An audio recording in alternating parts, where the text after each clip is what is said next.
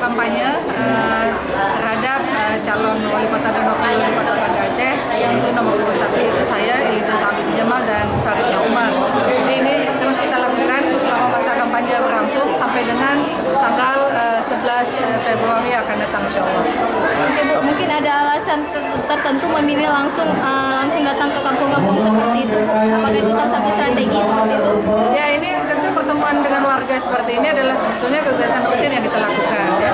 Dan kemudian sangat efektif, lebih baik, lebih dekat dari hati ke hati, kita bisa ketemu langsung dengan warga, dan kemudian juga dengan jumlah yang mungkin tidak terlalu luas, ya. Ini kita lakukan di setiap kampung yang ada di Banda Aceh. Mudah-mudahan apa yang sudah kita lakukan selama ini tersampaikan dengan baik, dan apa yang akan kita lakukan ke depan, dan insya Allah masyarakat punya keyakinan akan memilih pasangan nomor 1, insya Allah.